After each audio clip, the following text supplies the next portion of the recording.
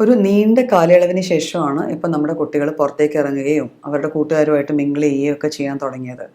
അപ്പം പല പേരൻസും വന്ന് പറയാറുണ്ട്, ഇപ്പം എല്ലാ ദിവസവും തിരിച്ച് വീട്ടിലെത്തി കഴിയുമ്പോൾ ഒന്നെങ്കിൽ ജലദോഷം, അല്ലെങ്കിൽ ഒരു തുമ്മൽ, ചുമ, അങ്ങനെ എന്തെങ്കിലും കൊണ്ടായിരിക്കും കുട്ടി തിരിച്ചു വരിക. അല്ലെങ്കിൽ സ്കിന്നിലാണെങ്കിൽ ഒരു ചെറിയ റാഷോ എന്തെങ്കിലും പ്രശ്നമായിട്ടായിരിക്കും തിരിച്ചു വരിക. അപ്പം സ്വാഭാവികമായിട്ട് അതൊരു വലിയ കൺസേൺ ആയിട്ട് മാറുവാണ് അല്ലേ, പേരൻസിൻ്റെയൊക്കെ എന്താണ് എൻ്റെ കുഞ്ഞിന് ഇങ്ങനെ എപ്പോഴും എപ്പോഴും വരുന്നത് എന്ന്. അപ്പം പലപ്പോഴും നമ്മളൊരു കുട്ടിയെ അസസ് ചെയ്യണ ആ കുഞ്ഞിനെ കാണുമ്പോൾ അല്ല ആ കുട്ടിയുടെ ഒരു ലുക്കും, വണ്ണം വെച്ചിരിക്കുവാണോ, അതിന് വെയിറ്റ് എത്രയുണ്ട് എന്നൊക്കെ വെച്ചാണ്. ആക്ച്വലി അതല്ല ഒരു കുട്ടിയെ അസസ് ചെയ്യേണ്ട ക്രൈറ്റീരിയ. ഒരു കുട്ടിയെ അസസ് ചെയ്യേണ്ടത് ആ കുട്ടിയുടെ ആക്ടിവിറ്റി ലെവൽസും ആ കുട്ടിയുടെ ഇമ്മ്യൂൺ റെസ്പോൺസസുമാണ്. ആ കുട്ടിക്ക് എത്രമാത്രം ഇമ്മ്യൂണിറ്റി ഉണ്ട്, എത്രമാത്രം ആ കുട്ടിക്ക് പ്രകൃതിയിൽ വരുന്ന ചെറിയ ചെറിയ കാര്യങ്ങളെ, അതിന് ചുറ്റുവട്ടത്ത് അതിൻ്റെ എൻവയൺമെൻറ്റിൽ വരുന്ന ചെറിയ ചെറിയ കാര്യങ്ങളെ ഉൾക്കൊള്ളാനും പ്രതിരോധിക്കാൻ പറ്റുന്നുണ്ട്. അപ്പം അതിനെയാണ് നമ്മളൊരു കുഞ്ഞിൻ്റെ പ്രതിരോധ ശേഷി എന്ന് പറയുന്നത്. അപ്പോൾ പ്രതിരോധ ശേഷിയുള്ള ഒരു കുട്ടി ചിലപ്പോൾ കാണുമ്പോൾ അല്ലെങ്കിൽ ഒരു കാഴ്ചയിൽ നോക്കുമ്പോൾ വലിയ വണ്ണമുള്ള കുട്ടിയായിരിക്കണമെന്നില്ല, ഭയങ്കര എന്താ പറയുക, ഇങ്ങനെ ചബ്ബിയായിട്ട് അതാണല്ലോ നമ്മുടെ ഹെൽത്തിൻ്റെ ഒരു ക്രൈറ്റീരിയ ആയിട്ട് നമ്മൾ കാണുന്നത്. അങ്ങനെ കാണണമെന്നില്ല. പക്ഷേ ഈ കുട്ടിക്ക് പെട്ടെന്ന് അസുഖങ്ങളൊന്നും വരുന്നില്ല. ഈ കുട്ടിക്ക് സാധാരണ കുഞ്ഞുങ്ങളെക്കാളും കാര്യങ്ങൾ ചെയ്യുമ്പം അതിനുള്ളൊരു പ്രാപ്തിയുണ്ട്. കളിച്ചിട്ട് വന്നാലൊന്നും വലിയ ക്ഷീണമില്ല, തളർച്ചയില്ല. അപ്പോൾ ഇത്തരത്തിലുള്ള കുട്ടികളുടെ പ്രതിരോധ ശേഷിയാണ് നമ്മൾ നല്ല പ്രതിരോധ ശേഷിയുള്ള കുട്ടി എന്ന് പറയുന്നത്, ഇങ്ങനത്തെ കുഞ്ഞുങ്ങളെയാണ്. അപ്പോൾ എങ്ങനെയാണ് നമുക്കൊരു കുട്ടിയുടെ പ്രതിരോധ ശേഷി ഇമ്പ്രൂവ് ചെയ്യാൻ പറ്റുക? ഇപ്പം അസുഖങ്ങളിൽ നിന്നൊരു പ്രതിരോധ ശേഷി നേടുക എന്നുള്ളതിന് നമുക്ക് കൃത്യമായിട്ട് മരുന്നുകളുണ്ട് അല്ലേ. ഇപ്പം നമ്മൾ ഇന്ന അസുഖം, ഇപ്പോൾ കോവിഡ് വന്നു, അപ്പോൾ ഹോമിയോ മരുന്നുകളുണ്ട് പ്രതിരോധ ശേഷി കൂട്ടാനായിട്ടുള്ളത്, അങ്ങനെ വരാം. പക്ഷെ നമുക്ക് സ്പെസിഫിക് ആയിട്ട് അസുഖങ്ങൾക്കാണ് പ്രതിരോധ ശേഷിക്ക് മരുന്നുകൾ എന്ന് പറയുന്നത്. അല്ലാതെ നമ്മൾ ജനറലി കുട്ടിയുടെ പ്രതിരോധ ശേഷി കൂട്ടണമെങ്കിൽ എന്തെല്ലാം ചെയ്യാൻ പറ്റും?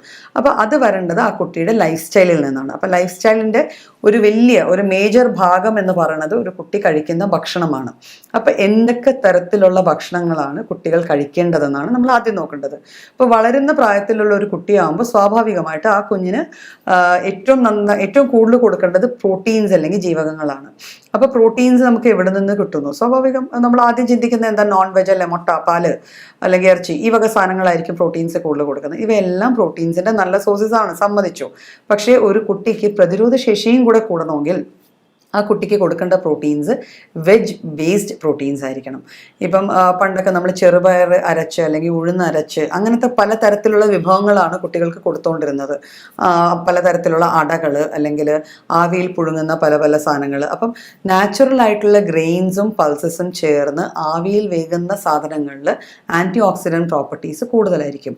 ആൻറ്റി ഓക്സിഡൻറ്റ് പ്രോപ്പർട്ടീസ് കൂടുന്ന മാത്രയിൽ തന്നെ അതിൽ നിന്ന് കിട്ടുന്ന ശരിക്കും കുറേ അധികം എന്താ പറയുക, കുറേ പ്ലാന്റ് ആൽക്കലോയിഡ്സ് ഉണ്ട്, അത് ഫൈറ്റോ കെമിക്കൽസ് എന്ന് പറയും. അതൊക്കെ നമ്മുടെ ശരീരത്തിൻ്റെ വളർച്ചയ്ക്കും പ്രതിരോധ ശേഷി നേടിത്തരാനും തക്കതായ സംഭവങ്ങളായിരിക്കും. അപ്പോൾ ഈ തരത്തിലുള്ള ഭക്ഷണങ്ങൾ വേണം നമ്മൾ കുഞ്ഞുങ്ങൾക്ക് കൂടുതലുമായി കൊടുക്കുക. അതായത് നേച്ചർ ബേസ്ഡ് ഇലക്കറികൾ നമുക്കൊക്കെ അറിയാം, വൈറ്റമിൻസിൻ്റെയും ഫോളിക് ആസിഡിൻ്റെയൊക്കെ സോഴ്സ് എന്ന് വെച്ചാൽ ഇലക്കറികളാണ്.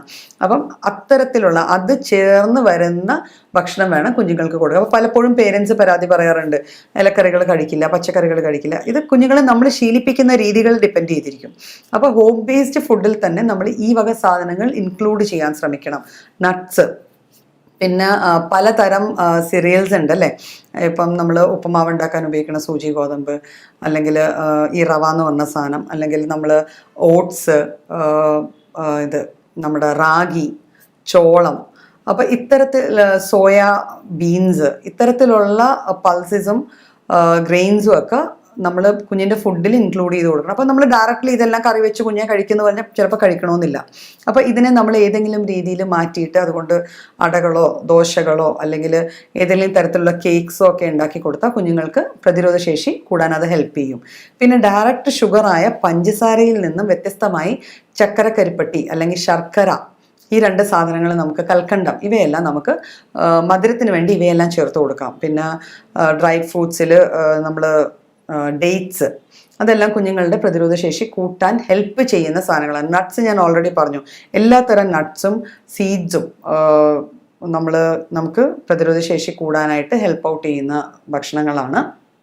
പിന്നെ അവിയൽ പരുവത്തിൽ നമ്മൾ കുഞ്ഞുങ്ങൾക്ക് ഫുഡ് കൊടുക്കാൻ പഠിപ്പിച്ചു കഴിഞ്ഞാൽ നമുക്ക് അതിൽ കുറേയേറെ വെജിറ്റബിൾസ്, ക്യാരറ്റ്സ്, കുക്കുംബേഴ്സ് ഇതെല്ലാം നമുക്ക് ഇൻക്ലൂഡ് ചെയ്യാൻ പറ്റും. സാലഡ്സ് ഒക്കെ, സ്പ്രൗട്ട്സും സാലഡ്സും കുഞ്ഞുങ്ങൾക്ക് അവർ കഴിക്കുന്ന രീതിയിൽ നമ്മൾ അത് ഒതുക്കിയും ഇപ്പം എന്താ പറയുക, നെസ്റ്റും മുട്ടയെന്നൊക്കെ രീതിയിൽ, കിളിക്കൂടും മുട്ടയെന്നൊക്കെ രീതിയിൽ നമുക്ക് പല ഡിഷസ് ഉണ്ടാക്കി കൊടുക്കാൻ പറ്റാറുണ്ട്. അപ്പോൾ അത്തരത്തിൽ ഫുഡ് കുഞ്ഞുങ്ങൾക്ക് കൂടുതലായിട്ട് കൊടുക്കുക. പാൽ എപ്പോഴും ഹോൾസം ഫുഡാണ്, ഒരിക്കലും അത് മാറ്റി നിർത്തേണ്ട കാര്യമില്ല. പാല് കുഞ്ഞുങ്ങൾക്ക് റെഗുലറായിട്ട് കൊടുക്കാവുന്ന ഒരു സാധനമാണ്, അത് നമുക്ക് കൊടുക്കാം.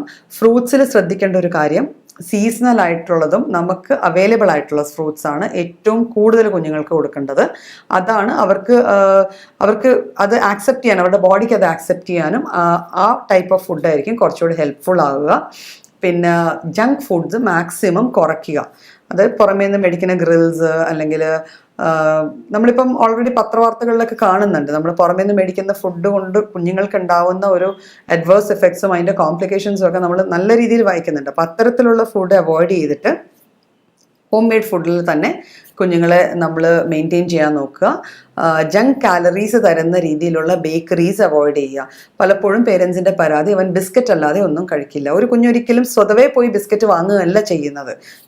നമ്മളുടെ എളുപ്പത്തിന് വേണ്ടി അത് ശീലിപ്പിക്കുന്ന ഒരു കാര്യമാണ്. ഇപ്പോൾ യാത്ര മധ്യയോ അല്ലെങ്കിൽ നമ്മൾ ഒരു ദൂരെ എവിടെയെങ്കിലും പോവുകയാണ്, അവിടെ നമുക്ക് വേറെ ഒന്നും കിട്ടുന്നില്ലെങ്കിൽ കൊടുക്കുന്ന പോലത്തെ ഒരു സാധനം മാത്രമായി മാറ്റണം ഈ ബേക്കറി ഐറ്റംസ്.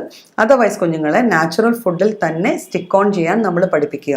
ഈ ഫുഡിൻ്റെ കൂടെ തന്നെ കുഞ്ഞിൻ്റെ ഉറക്കശീലം, മലശോധനയുടെ രീതികൾ, അതായത് കുഞ്ഞുങ്ങളെ അത് രാവിലെ തന്നെ ശീലിപ്പിക്കാനുള്ള ഒരു ശ്രമം നമ്മുടെ ഭാഗത്തുനിന്ന് ഉണ്ടാവണം. അപ്പം അത്തരത്തിൽ ജീവിതശൈലിയിൽ കുട്ടിക്കാലം മുതലേ ഒരു ചിട്ട വന്നു കഴിഞ്ഞാൽ അത് ലൈഫ് ലോങ് മെയിൻറ്റെയിൻ ചെയ്യാനും പറ്റും. കുട്ടികളുടെ പ്രതിരോധ ശേഷി എപ്പോഴും മുന്നിട്ട് തന്നെ നിന്ന്, അപ്പോൾ എപ്പോഴും അടിക്കടി അവർക്ക് അസുഖങ്ങൾ വരാതിരിക്കത്തക്ക വിധത്തിൽ നമുക്ക് അവരെ വളർത്തിയെടുക്കാൻ പറ്റും. പിന്നെ നെല്ലിക്ക പോലത്തെ സാധനങ്ങൾ, നമുക്കറിയാം നെല്ലിക്ക, മഞ്ഞൾ, നാച്ചുറൽ കിട്ടുന്ന കുറേ സാധനങ്ങളുണ്ട്. ഇത് വെച്ച് ചെറിയ ചെറിയ പെപ്ഡ്രിങ്ക്സ്, നാരങ്ങ, വൈറ്റമിൻ സി റിച്ച് ആയിട്ടുള്ള ഫ്രൂട്ട്സ്, ഇവയെല്ലാം ഒരു ശീലമായി മാറ്റുക. അതായത് ഈ മോരും വെള്ളമോ അല്ലെങ്കിൽ ചെറിയ നെല്ലിക്ക ജ്യൂസോ അതിൽ ബീട്രൂട്ടൊക്കെ ഇട്ട് അതിനെ കുറച്ചുകൂടെ കളർഫുൾ ആക്കിയിട്ട് കൊടുക്കുകയോ, നമുക്ക് ഫ്ലവേഴ്സിൽ നിന്നുണ്ടാക്കുന്ന ചെറിയ ചെറിയ ശീതള പാനീയങ്ങളുണ്ട്, ഇപ്പോൾ ചെമ്പരത്തി ജ്യൂസ്, അത്തരത്തിലുള്ള ചെറിയ ചെറിയ ജ്യൂസുകളൊക്കെ കൊടുത്ത് ഇത് ശീലവും ആക്കി മാറ്റിക്കഴിഞ്ഞാൽ നമുക്ക് കുട്ടികളുടെ പ്രതിരോധ ശേഷി കുഞ്ഞിലേ മുതൽ തന്നെ കൂട്ടിക്കൊണ്ടുവന്ന് അവരെ ഒരു ഹെൽത്തി സിറ്റിസൺ ആയിട്ട്, ഒരു ഹെൽത്തി അഡൽട്ടായിട്ട് വളർത്തിയെടുക്കാൻ പറ്റും.